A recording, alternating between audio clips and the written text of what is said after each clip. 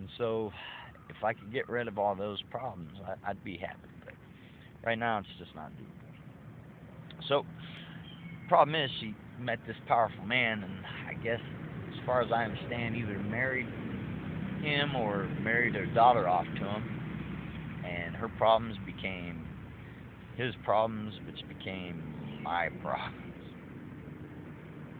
Now, that friend I helped out, he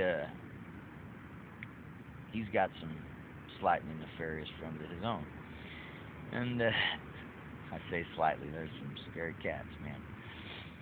I uh, I got hunted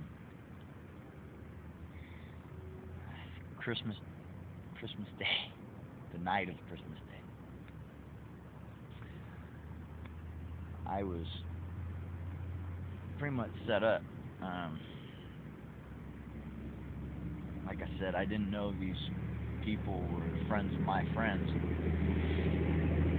Boy, I tell you, that just a total mind-boggling experience. A young cat, a friend of his, was gonna try and have work for me, trying to earn his stripes and whatnot. Thug life. Yeah, he's the one that gave me a ride home from Oakland. And I got introduced to some people that night that I had no business in meeting, really. And it started making me wonder. I watched the pistol get handed off and a shirt and was told that there was nothing. I'm imagining things. And then I watched that pistol get handed off to the kid that was giving me a ride home. Now, the kid was listening to gangster rap about killing snitches and punks the whole way, getting all hyphy, not being as conversational as normal, and itching that gun on his leg. He also took me to a completely different spot of where I was told I was going to be dropped off. I don't know if you guys know this spot, but Black Bear Diner in Tracy has a little road by it that stretches out behind it, goes quite a ways, has sound barrier walls on each side, 12 foot tall. Good spot to shoot, man. No one can see you. There's walls blocking all the fucking houses. No one will hear it and know exactly where it came from because it'll be bouncing around. Small arms fire don't get that loud. Thank God for military training, growing up hunting, and kind of having a mind for it. Because if I didn't, well, I probably wouldn't be talking to y'all right now.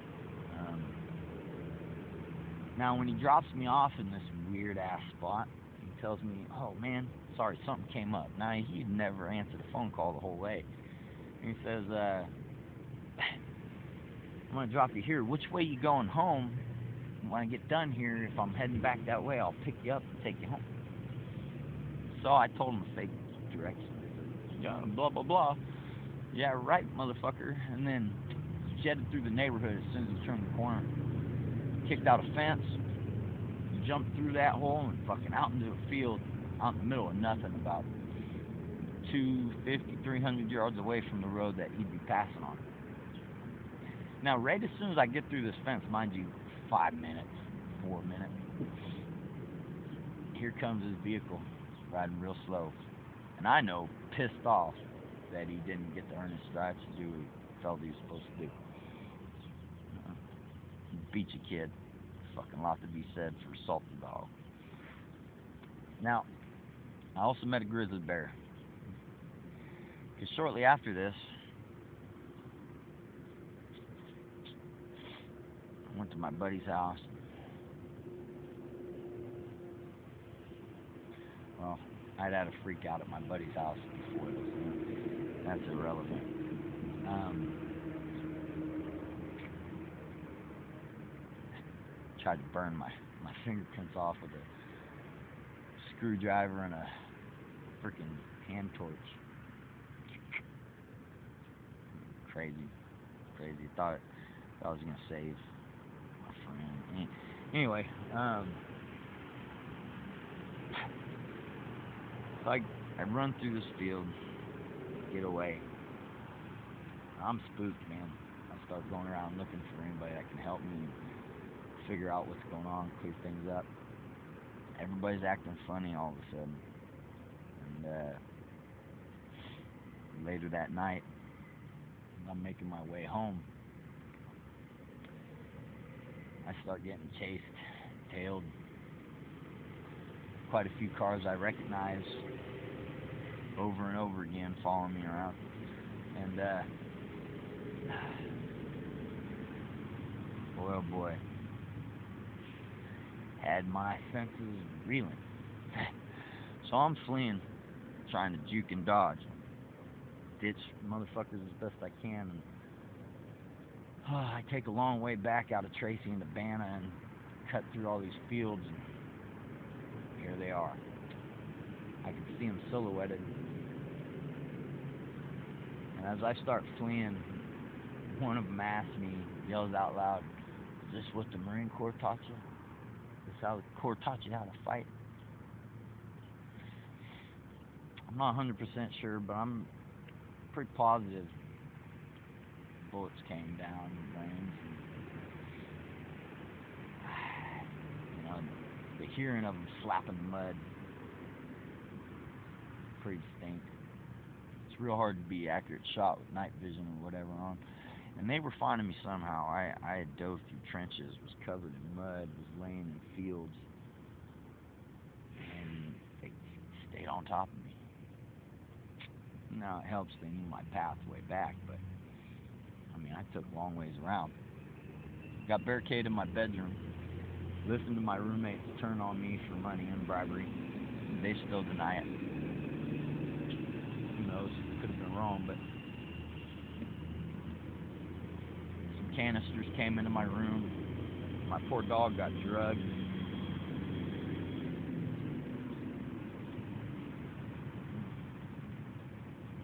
I won't be naming the parties.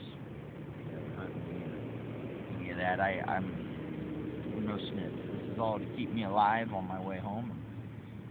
If they see it, I hope they know that I have every intention of making it right. Like I said, it's just life gets in the way.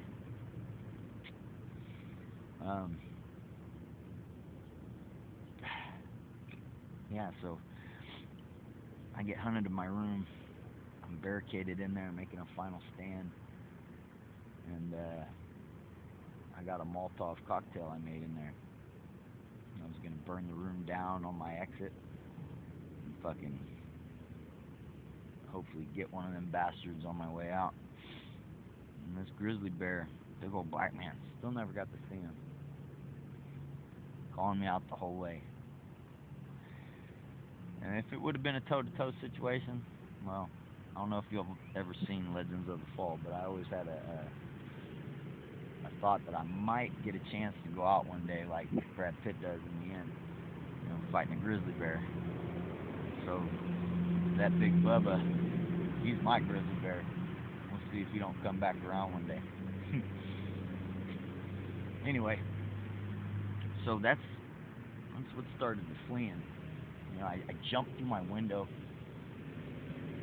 I had my katana.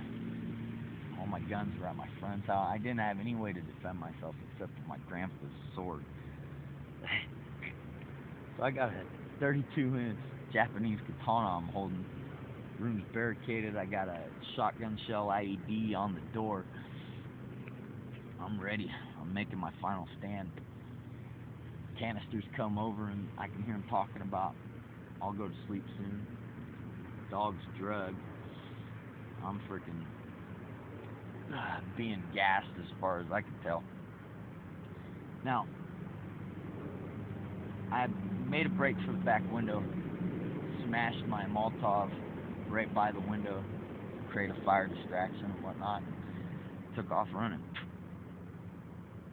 My goal was to go across the street to the Best Buy warehouse, break a window and set an alarm off, and get took to jail for B&E or craziness or whatever. That didn't work. Thick windows, bad tool to break them with. Now, I went under a street light and prepared to make my final stand, accepted death. They wouldn't come for me. So, next thing I did is I ran over to a neighbor's house, banged on the window at a late hour, acting crazy, and got took away on a 5150. The cops didn't believe me when I told them that, I'm hearing voices and people are chasing me that aren't there. And so the cop could tell I was spooked and something was going on. I told him freaking, hey man, yeah, I feel like hurting myself and others. And he goes, do you feel like hurting yourself or others? I said, yup, I feel like hurting myself. That's it. So he took me to the hospital. There I got to find out how powerful men really are.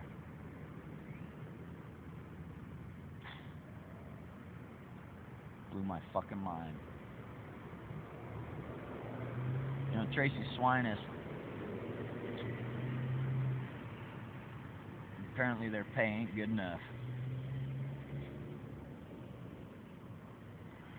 I'll leave that at that. But anyway, that's where I found out what I'd done, what I was accused of done. Found out kind of what the scoop was, and basically started pleading for my life.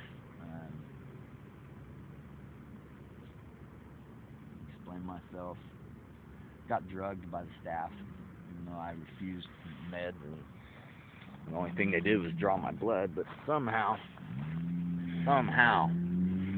I got drugged. I know I was drugged because there was about a 8-ball of meth in my stomach wrapped up in things, and about half of it had digested, didn't make it out. I mean, thought I was going to be able to save it, thought I was keeping myself safe, and just fucking trying to kill myself, apparently. Anyway, 2 to 4 hours at a hospital is not enough time for your heart rate to drop 40, 60 beats a minute, something like that, in that time on that amount of methamphetamines. And mine dropped real quick as soon as them dope drugs, whatever they fucking fed me, kicked in. Now, all this sounds absolutely insane, and it really is.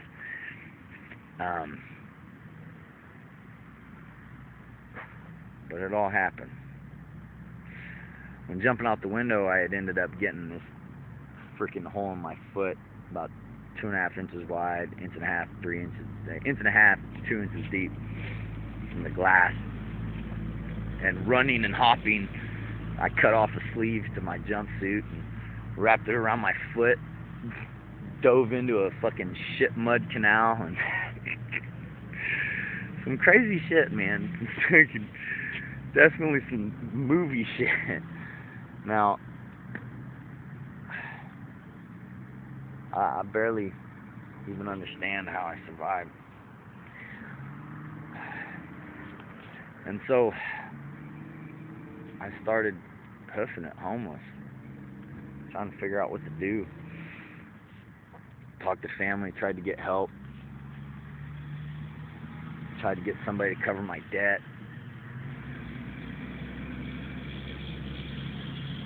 Family just thought I was full of shit and dope crazy and hitting them up for dope money. I mean, it's funny because I've never ever done that before in my life.